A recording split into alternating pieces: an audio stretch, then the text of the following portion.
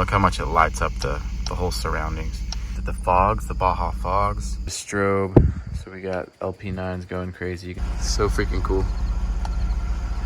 Bam. I mean, that's daylight, dude.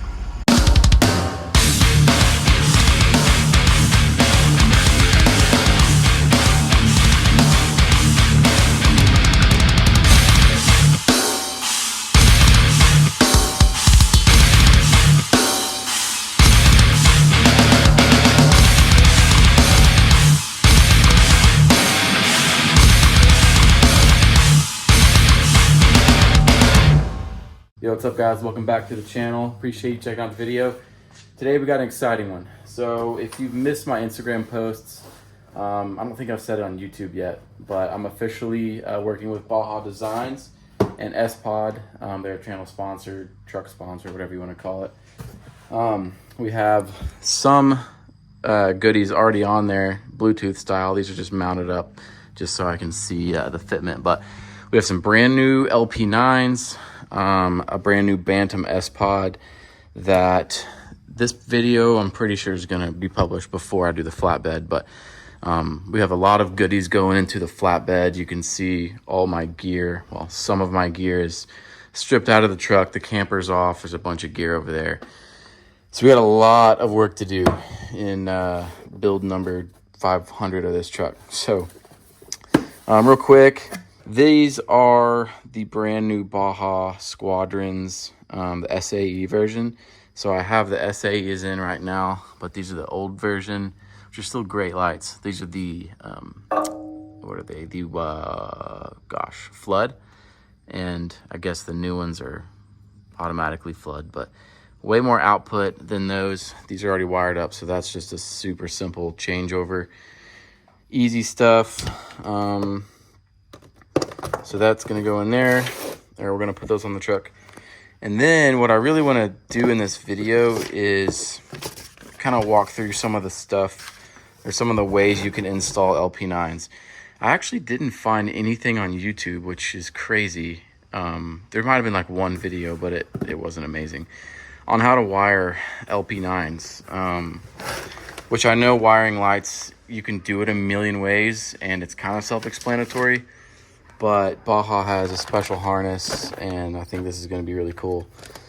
So I just kind of want to walk you through how I'm going to do it. Again, you know, if you have an S-Pod or a Switch Pro or a Garmin like I do, all kinds of stuff, it's going to be slightly different. Or if you're going straight to the battery, it's slightly different. So I'm going to show you what I'm going to do, walk you through some of this stuff. I'm actually going to learn as I go on how to wire this. And then, speaking of the other Baja products going on the truck, we have tons of these dome lights. So I have, I think, 4 clear and 2 red. So the red will preserve your night vision. These are going to be in the canopy. Some of these will probably be in the canopy too. Maybe some rear rock lights or something on the doors or something like that. This is the Bantam S-Pod, and this will go in the canopy in the flatbed. So we're going to be doing that whenever the flatbed gets installed, but at the time of this video it is not installed yet. All right, before we get any further, I do want to reiterate, if you missed my announcement video of this, I just started a Patreon. If you are at all interested in supporting me on Patreon, you're going to get a bunch of different stuff. There's some tiers, different levels of how you can support me. If you want to do that, great. If you don't, that's awesome. The only reason I'm doing this is because a few people have asked over the years, and you know, if that's not your thing, again, that's cool. I still feel very weird making a Patreon. It's just strange, but again, I'm just extending that to those that have asked. So check that out if you're interested. It'll be linked in the description below. All right, guys. So kind of a madhouse right now, and again, this is going to depend on what kind of switch panel you have. If you have an S-Pod, if you have a Garmin, it'll be pretty similar. I want to show you how I'm going to test everything before I actually commit and wire everything up. Plug your light in, take your harness. I have not cut this harness or modified it at all. It's completely how it comes. This is the upfitter lockout harness. This right here is your backlight. wire this, tap this in wherever you want constant power, or you can do its own switch. These two are your positive and negative that go to the battery directly. And this is a low beam, high beam. I can't remember what color's what. You can put these on separate switches too. What I'm going to do is cut the ends off of these and put like a traditional one of these on the end, these little circles. So that way I can put them into right here. I bought this little ADA fuse right here. Show you the box, just at O'Reilly's. A mini ADA circuit holder. Okay, this is the fuse you'll pull out. This is that 10 you'll pull out from the fuse panel. And you'll take this thing and you'll plug it in there. And it comes with some fuses, and you'll put, I have a 10 and a 7.5 in there now. So you'll use that if you're gonna do what I'm doing. And then you'll take, where did it go? You'll take this, and you're going to want to take this end and put it, this is the inline fuse. Sorry for the bad lighting, guys. This right here is the fuse right here. It has a wire connected to it, and you will connect this wire to it. So this is going to be your daytime. So what that means is when your truck is powered and it has any kind of accessory power, the backlight of your lights will always be on, no matter what.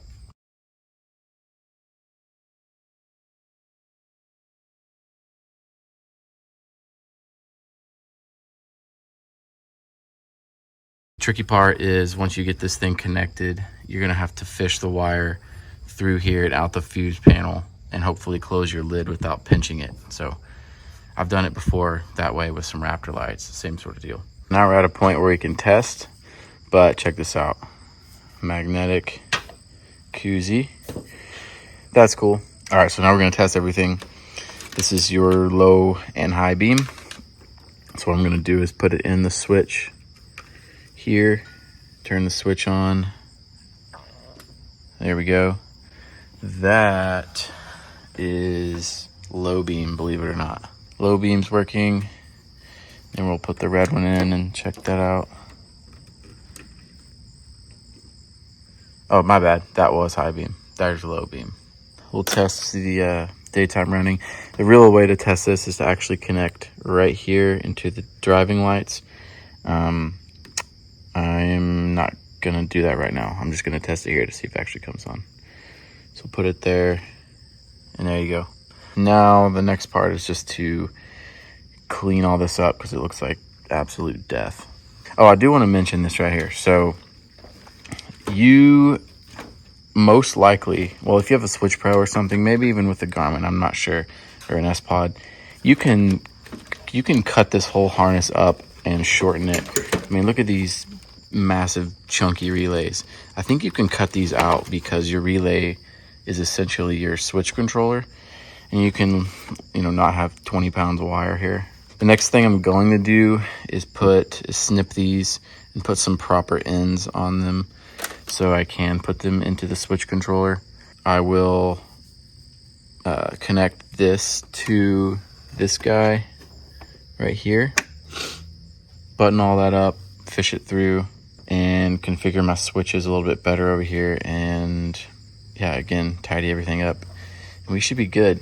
It's like midnight 30 on a Tuesday, so I'm kind of done. So anyway, I got this all programmed.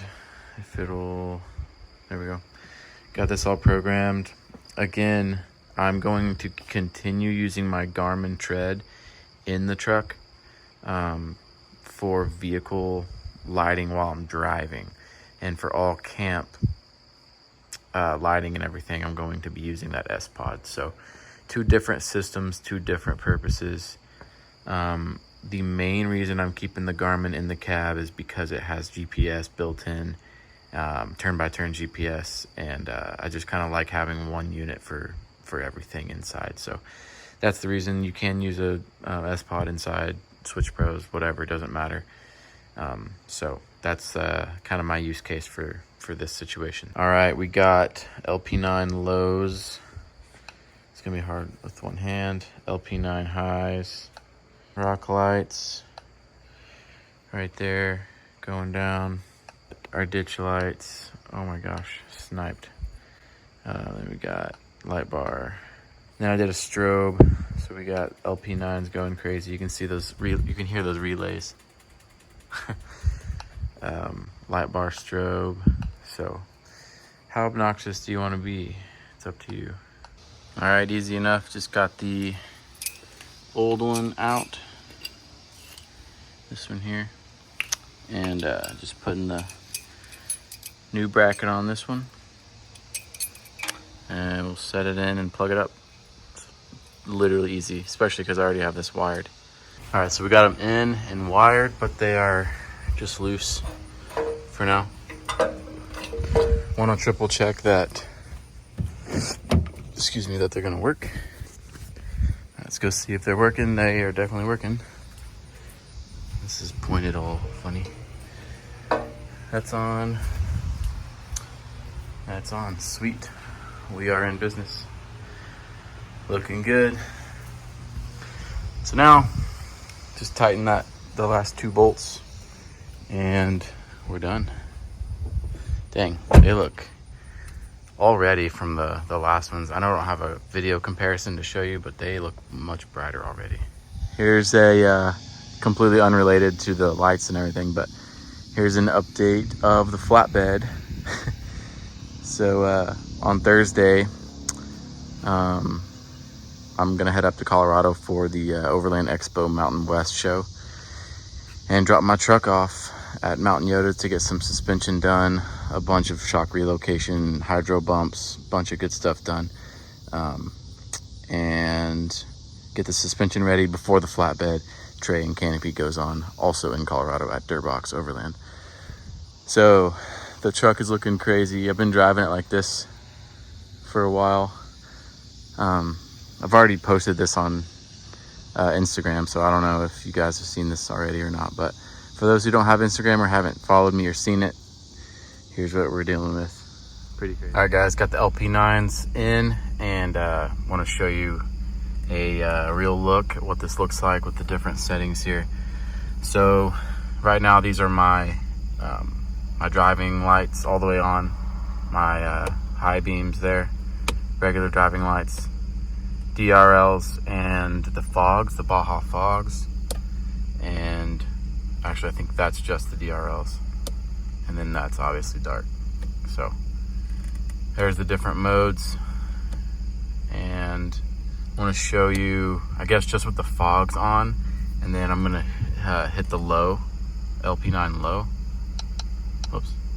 So there you go. Basically, so let's compare the low to my actual lights. So you can see the low. Wow, there's the difference. So the low and regular driving lights, high beams, LP9 low. So the low setting, this is the combo flood or whatever. The low is super wide. I mean, look how wide that casts light. Like, that's pretty sweet. And when I do the ditch lights, you know, that goes way beyond there. So just pretty cool looking. Now we'll do the highs. So there's the lows again. Here's the highs. Well, you can see I'm kind of aimed to the left a bit, so I need to go more to the right and probably up slightly. This kind of is a hill actually, but dude, these are just dumb how bright they are. So here's the difference between the highs and the lows. That's the LP9 low and the LP9 high. Crazy. And then let's just do normal driving lights with the highs. So if I get these aimed right, which I obviously need to, it's gonna shoot way down there. Let's drive a little bit. The lows are just really, really wide, which is really nice. Here's the highs again. So yeah, the highs are almost like aimed towards the middle, like towards each other, like coming to a point. But we're still cruising with the lows on. And then for reference, let's do, this is the light bar and the lows off. So that is the full S8 40-inch light bar up there. nothing. These are just, oh wait, that was mine. Sorry guys, there's a million settings here. That was with the high beams on. So, dude, the low setting again is just really nice. It's just a good all around setting. Here's sort of a decent example. Here's the lows. You can see how much with the trees, how wide. There you go. That's everything completely off, or the LP9's off. I mean, look how much it lights up the whole surroundings. And then when you do the highs, look how far it goes back in there. It really lights up that hole down there. See the difference there? Pretty sweet. It's gonna do this terrible justice, but here's what it looks like at night with the driving lights on. Such a cool backlight. So freaking cool. Bam. I mean, that's daylight, dude.